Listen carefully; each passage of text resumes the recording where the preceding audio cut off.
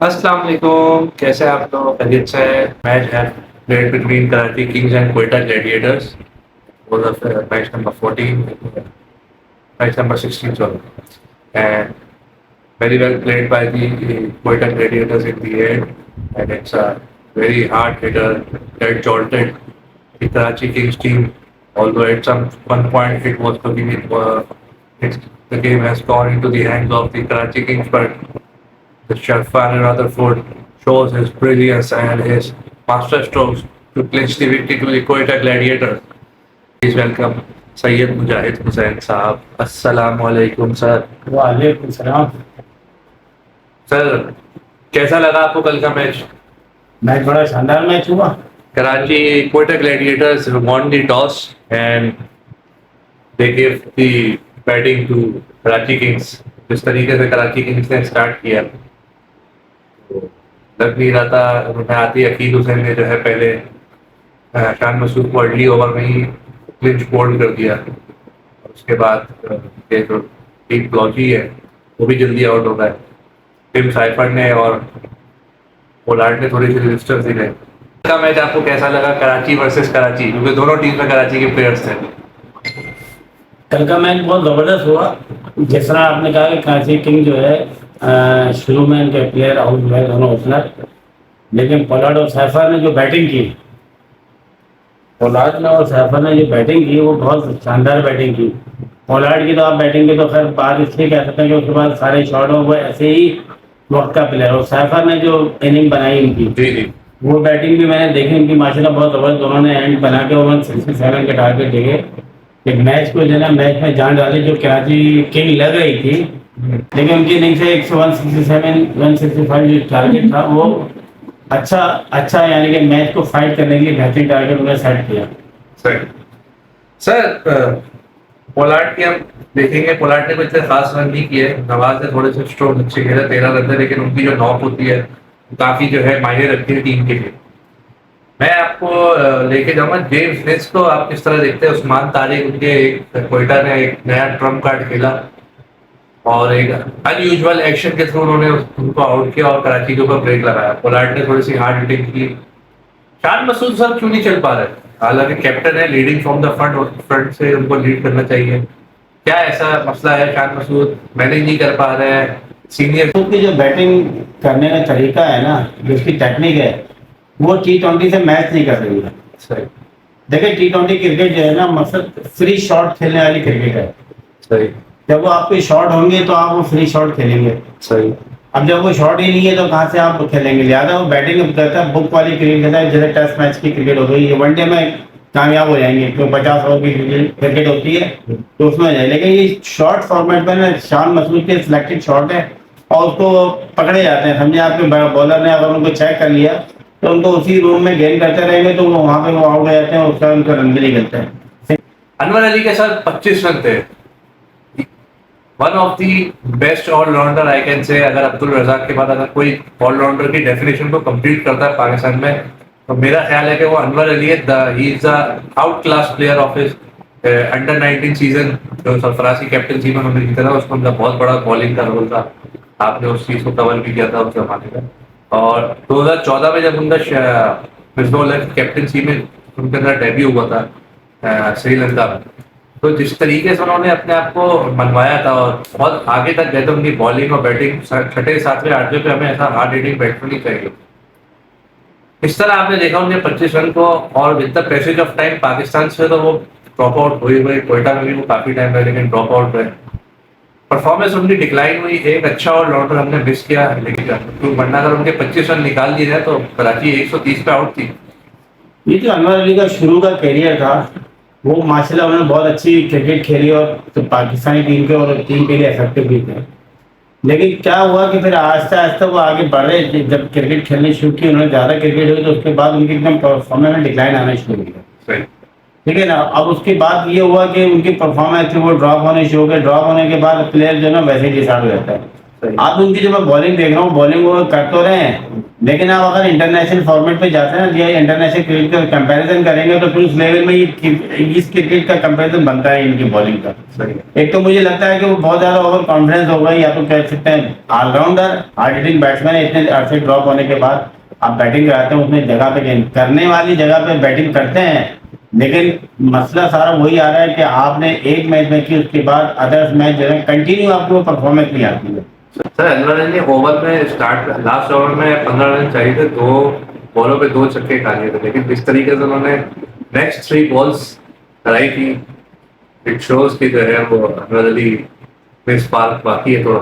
देखिए अनवर अली में स्पार्क गेंद की उन्होंने, लेकिन बाद की 3 गेंदों में मैच पूरा नहीं चलता ना, मैच तो पूरा 6 ओवर 24 गेंदों अच्छी में। कैप्टनसी थी क्योंकि स्टार्टिंग में उनके 2 ओवर बड़े अच्छे गए थे, उसके बाद उनको हटा दिया, उसके बाद जो है वो अजीब ही मतलब कैप्टनसी मुझे शान मसूद की समझ में नहीं है। मुजरा पानी को लिया है, वो हसन अली को लेके आ गए, जाहिद महमूद लगा दी, शुएब मलिक लगा दिए, मतलब 4 ओवर के बाद उनको डायरेक्ट आखिरी ओवर में 20 ओवर में लेके आ गए। मतलब जब एक बॉलर ने अच्छी स्टार्ट आपको दे दी, उन्होंने रन रोके हुए थे। हो सकता है शान मसूद के जहन में ये बात होती है कि हर कप्तान की होती है कि हम ये बॉलर जो है ना आखिरी के स्लोगिंग वाले ओवर होंगे तो वहाँ पे यू कैन अपनी बॉलिंग करके सेफ रन कर लेंगे। मैंने कहा ना कि जिस प्लेयर के पास शॉट होंगे और उसे पता है कि मैं किसी को भी चौका भी मार दूंगा, छक्का भी मार दूंगा, उसका कॉन्फिडेंस वैसे ही हाई होता है। ठीक है, रादरफोर्ड की बैटिंग भी ऐसी बड़ी आउट है, जब भी मैंने उसकी जितनी बैटिंग देखी जहाँ उसको मैच की जरूरत में जितना 10-12 रन के अभी तक मैच खेला था, वो बड़ी आउट क्लास बैटिंग करता है और ऐसे शॉट मारता है, देखने में पता चलता है कि यार खूबसूरत बैटिंग हो रही है। ठीक है, अब वही जानता है कि सवाल के तो पाकिस्तान के लड़के केएसएल में रन कर रहे हैं, डोमेस्टिक में कर रहे हैं, या किसी हल्की टीम के सामने रन कर रहे हैं, और आगे जब इंटरनेशनल बड़ी टीमें आती हैं वहां क्यों रन नहीं कर पाते। मुझे सरफराज के बारे में आगे सरफराज के बारे में आपको बताता हूँ, पहले हुआ आप बहुत सपोर्ट करते हैं सरफराज को, सरफराज को मैं भी बहुत सपोर्ट करता था, लेकिन मुझे काफी टाइम से सरफराज बिल्कुल आउट ऑफ कलर दिख रहे हैं। देखिए सरफराज को अगर आप बिल्कुल जेन्युइन बात सुनना चाहते हैं तो सरफराज को आपने कंटिन्यू रहने नहीं दिया कहा टीम के अंदर। अगर इससे ताल्लुक नहीं है तो लीग क्रिकेट है, वो किसने रोका है? किसको? सरफराज को किसने रोका है? वो खुद टीम के साथ चिपके रहते हैं, वो छोड़े और दूसरे प्लेयर्स की तरह जाके खेले, शुएब मलिक की तरह लीग किसने छोड़। नदीम उमर साहब ने उनको श्रीलंका की जो लंका प्रीमियर लीग होती है उसमें जो ग्लैडिएटर्स के ओनर है, आपको पता ही है ग्लैडिएटर्स भी वहां पे इंस्टॉल्ड है, तो उसमें सरफराज का नाम था, वो टेस्ट मैच में नाम आ गया तो वो छोड़ के टीम के साथ चले गए। जब उनको पता था कि मैंने 3 मैचेस खेलने ही नहीं है, उन्होंने वहीं से अपनी लीग्स को ज्वाइन करना था, उसके बाद से लीग्स वालों ने उनको लेना ही छोड़ दिया। सरफराज जो है ना मुहब्बे वतन लड़का है और पाकिस्तान के लिए बहुत सर्व करना है तो दिल के साथ करना चाहता है। एक बात ठीक है, अगर परफॉर्मेंस होगी तो सर्व करेगा ना। अच्छा, आप वही जाना, सोल्जर को अगर गन चलानी नहीं आएगी तो फिर वो किस तरीके से चलेगा? अब आती है आपकी परफॉर्मेंस वाली बात। देखें आप शान मसूद, सरफराज, मैं सिर्फ सरफराज की बात कर रहा हूं। अब ये सिर्फ एक ही कैटेगरी है, सही है, एक ही कैटेगरी है, बैटिंग स्टाइल, बैटिंग का सिलसिला, उनके रन बनाने का, वो फॉर्मेट के लिए अगर जेन्युइन बात है, फॉर्मेट के लिए उस T20 फॉर्मेट के लिए सरफराज है ही नहीं, तो हट दें, छोड़ दें। ठीक है, एक बात। दूसरी बात देखिए T20 क्रिकेट के अंदर दो प्लेयर चलते हैं, एक हार्ड हिटिंग बैट्समैन जो फ्री ऑफ शॉट हमारे सही है, और एक बैट्समैन जिसमें चारों तरफ पे स्ट्रोक है, वो बैट्समैन डेंजर होता है T20 क्रिकेट के लिए। सही। अब रही जहां तक बात कि सरफराज के पास सबसे बड़ी प्रॉब्लम है उसके सिर्फ उसके पास एक शॉट है, स्विंग शॉट, वो शॉट वो बहुत तेजी से खेलते हैं, बहुत जल्दी खेलते हैं, सर उनको सिंगल डबल की टेक्निक आती है। अच्छा, स्पीड स्मार्ट क्रिकेटर है वो। अच्छा, आते ही उन्होंने ऐसे ओवरलैप करने की कोशिश की कि एज लग के डायरेक्ट मुझे साइफर्ट ने कैच कर लिया पीछे, मतलब इतनी जल्दी क्या हो रही थी कि 2 बॉलों में उनको जो उड़ाने की उनको इतनी जल्दी आ गई। अब वो जिस नंबर पे आ रहे हैं, चौथे नंबर पे आए थे। हाँ जी, जो चौथे नंबर पे आ रहे हैं वो नंबर इनका नहीं है। अब किस नंबर पे लिया है? 11 इसलिए नहीं, जैसे शान मसूद अपनी कप्तानी में ओपन आ रहे हैं ना जी, तो दायरे की क्रिकेट में अगर वो 25 गेंदें खेलेंगे तो दायरे का इस्तेमाल कर लेंगे। इसी तरह सरफराज को चाहिए कि थोड़ा दिमाग से क्रिकेट खेले। आप अपनी कोटा क्रिकेटर में T20 के मैच में आप ओपन आइए और अपने नीचे ग्राउंड शॉट भी अगर ज्यादा भी गैप बनता है वो आपको रन मिलने चाहिए। जब दायरा खत्म होगा तो सरफराज 25, 30, 35 पे खड़े होंगे। सही सर, ओपन तो नहीं आता क्योंकि साउथ शकील ने अपनी जगह बना ली है। बस आज भी उन्होंने जिस तरीके के 24 रन की इनिंग खेली है वो बहुत ही जबरदस्त इनिंग थी और मुझे पसंद आ रहा है सऊद शकील। नहीं, वो वो- फ्रंट फुट पे आके खेल रहे हैं, रिस्क ले रहे हैं, सारे शॉट्स खेल रहे हैं। क्या? हालांकि उनके बारे में भी यही कहा जाता था कि ये टेस्ट प्लेयर है। नहीं, मैंने सबसे पहले जब ये सऊद शकील पहले जब पाकिस्तान से खेला था तो उसने कुछ शॉट खेले ना, तो मैंने उस समय ये बात बोली थी कि ये T20 का डेंजर प्लेयर है। अच्छा, मैं ग्राउंड में कभी आता, मैं नहीं जानता था सऊद शकील को, क्योंकि मेरे बहुत बात के प्लेयर हैं बच्चे। बिल्कुल। तो ना, तो मुझे नहीं, लेकिन क्योंकि शॉट देखने के बाद मुझे पता चला कि मैंने कहा ये T20 का बहुत खतरनाक प्लेयर है। तो लड़कों ने मैंने पूछा जिनके साथ खेलता था, कह रहे हैं ये कह रहे हैं बहुत जबरदस्त प्लेयर है, आप इसकी बैटिंग देखेंगे तो सारे शॉट मौजूद है। तो मैंने अपने दोस्तों को ये बात बोली कि ये डेंजर प्लेयर है, लेकिन इसको खुला चांस नहीं मिल रहा है। जैसा कल एक मैच और खेला गया था, परसों sorry, Karachi Kings versus Islamabad United, और उसमें भी कराची किंग्स ने जो 165, सर ये बात तो आपको मेरी माननी पड़ेगी, कराची के अंदर जो है वो 200 तो नहीं होता, 150 170 मैक्स। वो टीम में सिर्फ समझे, ऐसा लग रहा है टीम 165 या 150 या 60 की टीम है, वो उससे आगे जाने ही चाह रहे हैं। या ये होता है बहुत ज्यादा कॉन्फिडेंस कि हमारे पास फास्ट बॉलिंग, हमारे बॉलर बहुत अच्छे हैं, हम 165 करेंगे तो 130-40 का आउट कर लेंगे, उसको रिस्ट्रिक्टेड कर लेंगे उस टीम को। सही। खैर कराची किंग्स ने 165 रन बनाए थे 20 विकेटों 19 ओवर में, और जो इस्लामाबाद यूनाइटेड ने 169 फॉर 3। शादाब कल भी जो है वो ना बॉलिंग में इतना कोई खास देखे ना बैटिंग करना है नहीं। तो मुझे इस मैच से सर आपके बारे में आपसे पूछना है वो ये कि आजम खान ने जो जिस तरीके से कीपिंग की कल, वो तो मतलब लग ही नहीं रहा कि मतलब कोई वेट का उससे कोई ताल्लुक है। Oh, I reckon that might be out, you know.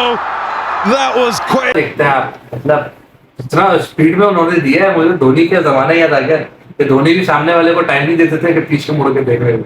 अगर इनकी वाली साहब मोइन साहब मेरी बात सुन रहे हो या पहुंच जाओ उन तक, जिस एंड से गेंद उनके बीट हुए हैं, ठीक है, ऐसा भाई सरफराज के बाद भी होता है, शायद वो तो उसका पैर ही हवा में है तो वो स्टंप कर चुका होता है। क्योंकि देखिए बात सुने, गेंद है ऑफ स्टंप पे और ऑफ स्टंप से ही ब्रेक हो रही है।